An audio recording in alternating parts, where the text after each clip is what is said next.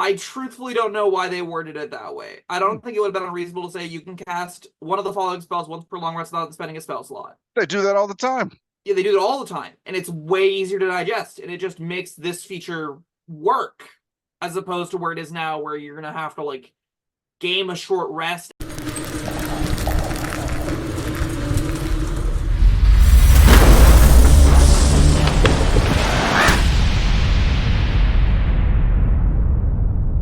Hello, friends. Robert Bevan here, author of the Caverns Creatures series of comedy, fantasy novels, and short stories. With me is Sam West, and today we'll be covering the we're starting our Druid subclass series, and today we're going to begin with the Circle of Dreams Druid. Absolutely, most complicated class in the game. I don't think it is a little bit close. I guess wizards can be kind of wild, but druids are both full casters and have a million paragraphs of text explaining what their abilities do. Some of them are more complicated than others, and that's based on subclass. This is the rare instance where I kind of am looking for simple druid subclasses, given the bulk of weight that my spell list and features ask me to deal with. I think Circle of Dreams actually has that in its favor. I think this is a fairly digestible option. Now, whether or not it's good, we'll touch on it. But at the very least, it's kind of neat. I like this thing. At least at the top, I do. What's that? At the top, as of this moment, I recall liking it. Oh, right. Okay. This is my actual first time looking into it. Awesome. So we'll jump in with second level.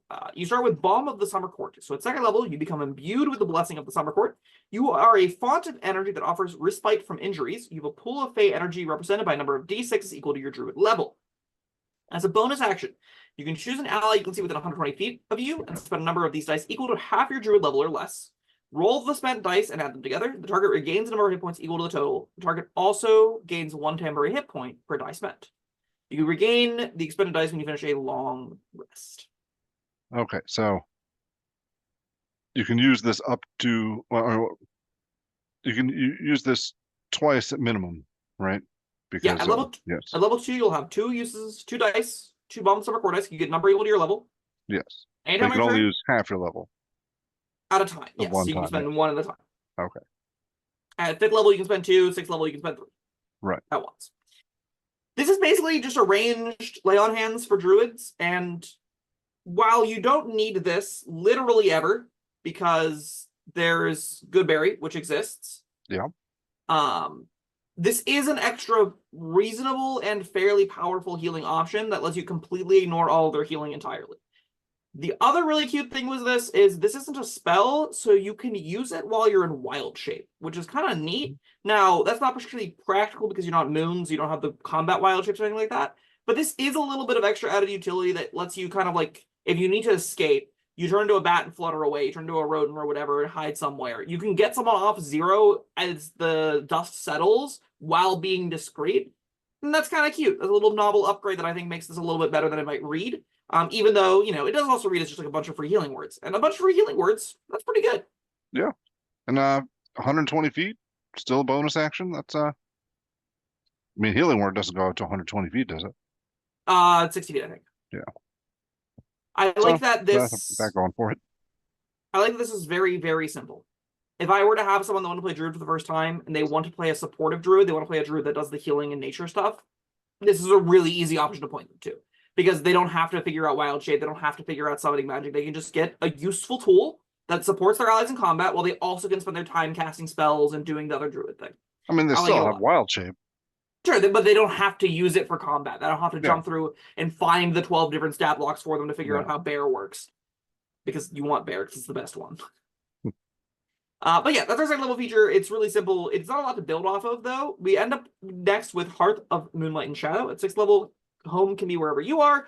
During a short or long rest, you can invoke the shadowy power of the Gloaming Court. That's how you say that, right? Gloaming? As far as I know.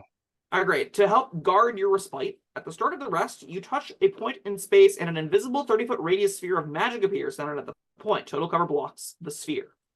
While within the sphere, you and your allies gain a +5 bonus to dexterity stealth checks and wisdom perception checks. Any light and open flame in the sphere isn't visible outside of it.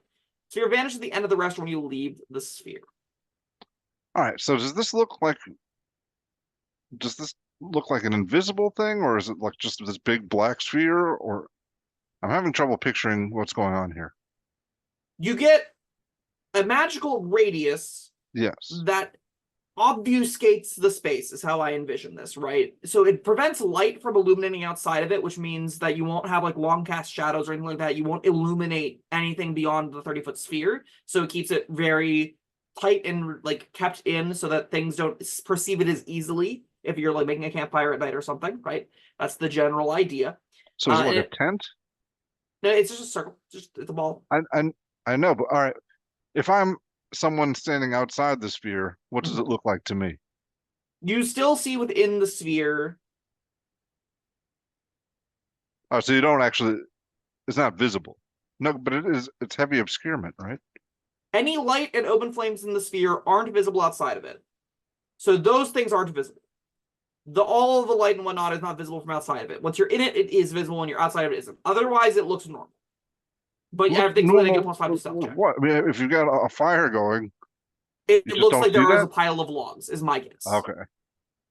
Because it specifies any light from open flames in the sphere isn't visible outside of it. So light, it might even show the fire still, but the light doesn't go anywhere, right? You just see the color. You don't see light, assuming you can illuminate it some other way. Messy. Unfortunately, not a feature, though, for the vast majority of time. This is a lot of words to say. At 6th level, you get better rests, but they're not even that much better. They let you, like, if you're playing a game where you're doing the hex scroll thing and you have active watches and you're tracking active watches, this is a perk to that. I don't want a perk to that on my character sheet. Normally, that's good enough. Normally, having a decent perception score is more than enough to do stuff with this. This kind of lets you rest safely, but it doesn't need, like, there aren't often going to be times where you weren't able to engineer a way to rest safely by, like, picking a good spot, finding a cave, finding cover, doing the regular adventuring stuff you would expect. Yeah, this is a bummer of a feature, I think. Total cover blocks the sphere. What does that mean? Oh, that total cover is heavy obscurement, right? I think so, yeah. So I'm guessing nothing can see into it. This is like a one-way visible tent, like Bubble. yeah, like all right, so they can't see in, they just see this big black bubble, but you can see fine out of it. I'm gonna go with yes. It's like the extra words they added confused me further. and it total cover also doesn't like so total cover has these rules. A target with total cover can't be targeted directly by an attack or spell, although some spells can reach such a target by including an area of effect. Yeah. A target has total cover, it's completely concealed by an object, but that doesn't mean total cover necessitates something being concealed by an object. It just means the rules terms can't be targeted directly by an attack or spell. So from outside of the sphere, things can't target things within the sphere with an attack or spell outright. Okay. But it doesn't necessarily mean they can't see. All right, this is all very confusing. Agreed. It's really confusing for no reason, too, because this feature shouldn't have got printed. Comments down below. What do you visualize whenever a Hearth of Moonlight and Shadow comes into play? What a goblin approaches a Hearth of Moonlight and Shadow, and there's an active campfire inside of it. What does the goblin outside perceive? That's my question to you. And what do you? Another thing. While within the sphere, you and your allies gain all these advantages, like +5 bonus to stealth, perception.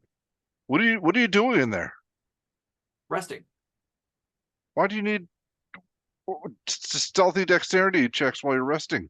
So you don't get noticed by the patrols. That's the idea, right? Is you don't get noticed by the wildlife, you don't get noticed by the things that you notice them. So you have like the druid keeping watch during the long rest in the first hour, so +5 to their wisdom perception checks and things. So it can't be this giant big black bubble then. That's ridiculous. That seems ridiculous, yes. Very noticeable. I would agree. I don't think it can be that. I think it's the way I phrased it prior, which is light doesn't extend outside of it. Yeah. So if things looking at it as if it is just regular darkness, but it like has some augmentation to that from the outside perspective. All right. Well, we're spending way too long on this. On what is not a feature? Yeah, agreed. Yes. This is a bummer. It's sad time to get this here. Moving on. Hidden paths is when you get a 10th level. Starting at 10th level, you can use the hidden magical pathways that some Fae use to traverse space in the blink of an eye. As a bonus action on your turn, you can teleport up to 60 feet to an unoccupied space you can see. Alternatively, you can use your bonus action to teleport one willing creature you touch up to 30 feet to an unoccupied space you can see. You use this feature number of times equal to your wisdom modifier, get it back when you finish a long rest. Neat. That's cool. It's Simple. improved Misty Step. Yeah. I like that it's a bonus action again. Gives you really easy ways to like cast spell, teleport somebody else if you want to. You got a lot of little utility there. I think this probably could have been the 6th level feature, and I would have been a lot happier with this option. It's simple again, like the first feature. It is simple and useful. Mm-hmm. Those two things are what I like to point newer players towards. Unfortunately, again, you have to go through a 6th level that doesn't really matter, but you did just give it levels or 3rd level slots, so maybe that's fine that you don't get anything to do there. But is this something you're using every time? Every day? Hidden paths? Yeah. I'm definitely using all of my hidden paths every long rest. That's not going to be hard. I mean, you get 3 to 5 uses of it. Yeah, you can use it if you don't feel like walking over there. But I mean, are you going to need to use it that many times? Like, is this a feature that you really need? Yes. So, all right, why? Really neat is a stretch. What this does is give you, a very mobile character, extra mobility, and more importantly, give your allies tools to help keep up with you. So, like, you can wild shape, right? You can turn into a bat, you can turn into things with fly speeds, you can go wherever you'd please. You can teleport your ally up there, and then you fly up there, no problem. And now you've helped the team do that. You can also be a rat and teleport somewhere, which is useful if you don't want to have to scurry across a floor or whatever. Yeah. I don't think, in combat even, you're going to cast a spell while you're in danger, you're going to teleport back when you're in danger, then cast a spell. Both of those play patterns. You either put something down close range, teleport backwards, or you even teleport into somebody, throw down a giant conical, right? There's going to be very clear play patterns here, I think, where you're not going to struggle to find ways to get hidden paths working. You can run in yourself, teleport an ally out, survive a turn, teleport out yourself. Seems pretty easy. And you can do that all in a really flexible manner. This is, again, Misty Step with upside. The upside's pretty big. The upside is being able to target allies getting multiple uses of it. I don't think it's hard to find good, easy ways to make this powerful. No, probably not. Just, I was thinking, Misty Step, like, yes, it's nice to have. Those subclasses that get it free. All right, I got a free use of Misty Step. Cool. That's probably all I need. But yeah, all right, you taught me up on this.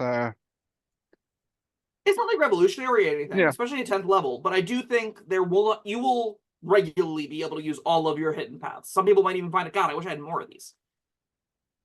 All right, what is our capstone here? We end with Walker in Dreams, was the first reference to dreams, despite this being the Circle of Dreams. I guess Fae is the association.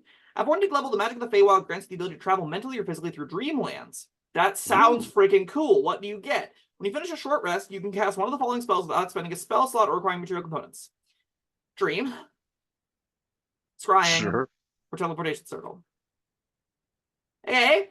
The use of Teleportation Circle is special, though. Rather than opening a portal to a permanent Teleportation Circle, it opens a portal to the last location where you finished a long rest on your current plane of existence. If you haven't taken a long rest on your current plane, the spell fails but isn't wasted, which means you could use it again instead. You guess one of the following spells again instead, I should say. One of the all right, one of the other other you can either cast Dream, Scrying, or Teleportation Circle. If you fail a Teleportation Circle, you can cast Dream or Scrying or Teleportation Circle again, hypothetically, if you want to fail. Well, you couldn't cast Teleportation Circle again because it would have been the same issue. It would just fail. Yeah. So you could fail it as many times as you want. Yes. I can do that. Once you use this feature, you can't get to a long rest. So I think the only meaningful text here is Teleportation Circle. Dream lets you communicate distantly to people in their dreams, which is a thematic improvement, but I think they could just got nightmares to make them exhausted or something, right? Yeah. Yeah. I mean, it's not great, but if you're getting it for free, maybe. Yeah. Sure. I could see the Dreams Druid just tormenting the Lich every night to make them have a worse time, I guess. Although I don't think Undead can suffer that way, but maybe. They don't need to sleep. That's probably the bigger issue. They sleep, yeah. Yeah. You need to find something that wants to sleep that you want to torment, and then maybe Dream does something you do every short rest. Because it is just a short rest recharge. You could conceivably just spam that. Just every short rest, spend 8 in a row, making people miserable. Last line, you can't use it again until you finish a long rest.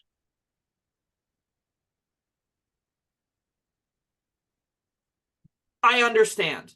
When you finish a short rest, you get to use one of these. You don't get to use one of these once per short rest and then once per long rest. I understand. Okay. God, now I'm confused. My confusion has been reduced, I think. When you finish a short rest, so you finish an hour short rest, you can cast Dream.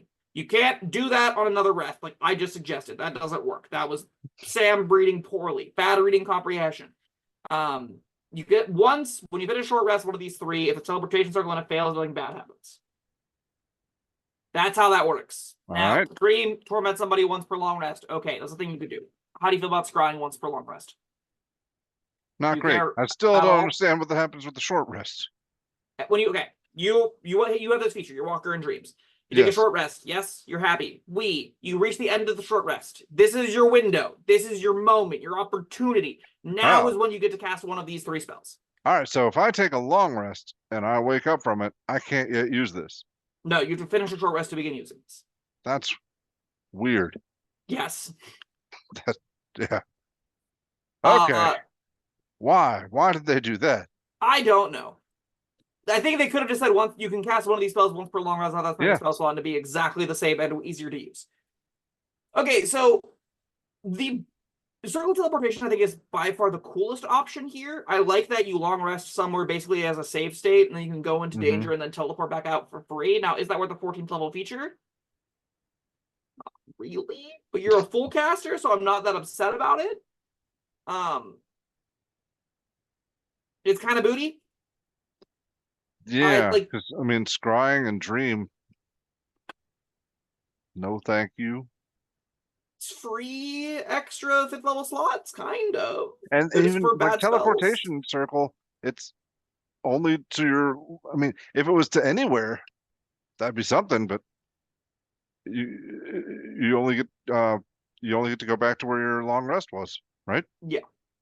I mean, conceivably, again, like the play pattern I would see with this is you would go into a dungeon, you would beat it. You don't want to walk the 12 layers back out, and there was no world you could have long rested in the dungeon. So this gives you okay, we're back outside the dungeon without having to go back through all the traps. Don't have to worry about other things in here or whatever.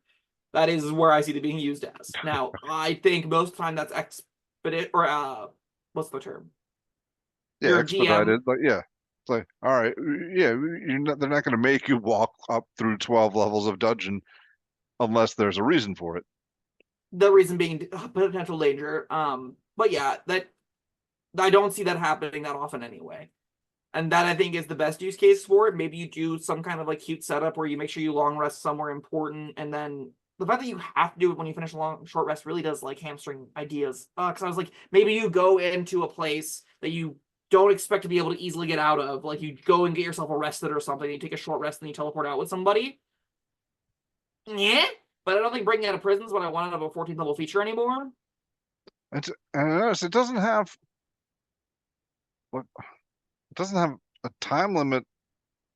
It says just when you finish a short rest. So can you finish a short rest and then like an hour later do this? No, because again, once you use this feature, you can't get until you finish a long rest.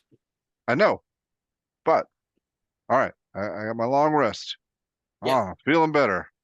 Now I'm gonna take a short rest Oh, to hit the snooze alarm.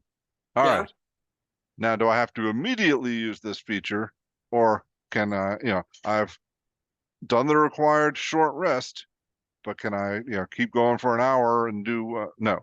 You have to cast it. It's when you finish the short rest is when you cast it. That's what confused me in the first place. Yeah. Uh, Yes, that makes, because I was thinking, all right, yeah, you could use it just to teleport out of the dungeon, like you said, but yeah, after you defeat everything and you got all your treasure, okay. But I was thinking, uh-oh, we're in bad shape. We're not going to be able to finish this dungeon. We got to get out of here now. you still take a cast time movement. I have to take a short rest first. Yes. So here's where I land on this thing. I think Balm of the Summer Court is a perfectly reasonable little ability, and Druid is complicated and powerful enough that you don't necessarily care to lose a 6th and 14th level feature, but it definitely puts this in D category, right? Like, I like Balm of the Summer Court and Hidden Paths enough. I don't think most characters ever need Balm of the Summer Court. You got Goodberry, you got Wild Companion, That's so you what can I'm thinking. deliver it like that. It's a cool feature on a class that absolutely doesn't need it. Yeah. Again, if you're like first engaging with this game and you want to play a supportive kind of character, that's where I imagine Balm of the Summer Court is the most appealing. And then Hidden Paths is, again, very appealing on someone that is, I want a cool, splashy feature that's really easy to use. That's exactly what Hidden Paths is. Hearth of Moonlight and Shadow, I'm thinking, is the only feature, really. I'm kind of in agreement. That's why I think this deserves a D. Hearth of Moonlight and Shadow is complicated, messy, and pointless, and Walker in Dreams is complicated, messy, and pointless. Yes. So I still have no idea what Hearth of Moonlight and Shadow looks like. Yeah, we tried to figure it out for way too long and did not Yeah. land in a spot I think either of us can reckon with as far as like what it actually conceptually is Oh. supposed to do. Commenters, again, describe Hearth of Moonlight and Shadow to us. That'd be cool. I don't think it's good. Also, is this a better than a D? I don't think so, right? No, What because do I you mean, rate this like, thing? this is no, yeah, D is fine because this is barely giving you anything that base Druid doesn't give you. Walker and Dreams. I appreciate that they tried something, but there's not enough fun things, not enough existing spells that work in a dreamy way. Like Dream, okay, thematically fine, not a great spell. Scrying, I could kind of see that if you're going into a trance or something. Teleportation Circle doesn't even fit thematically. It's like, Except that, fairy circles. That's the idea, right? yeah, whatever. Not an impressive feature. Hidden paths, great. Okay. Yes? I also just think, like, there's a lot of needless complexity in the most complex features here. What is that short rest bullshit? I truthfully don't know why they worded it that way. I don't think it would have been unreasonable to say you can cast one of the following spells once per long rest without spending a spell slot. They do that all the time. Yeah, they do it all the time, and it's way easier to digest, and it just makes this feature work, as opposed to where it is now, where you're gonna have to, like, game a short rest after you long rest to try and start to use. Like, I think a lot of tables are just going to actively forget to use Walker and Dreams because they're like, well, I don't care about using Dream or Teleportation Circle after this short rest. I'm just not going to use my feature here. And then you'll get 3 sessions later where you take the next short rest and you're like, what did I get 14th level again? Guess it doesn't matter. I didn't use it last time. And then you move right on with life. Like, does not seem. It seems really, really poorly made. Yeah, this is a rough one. Yeah.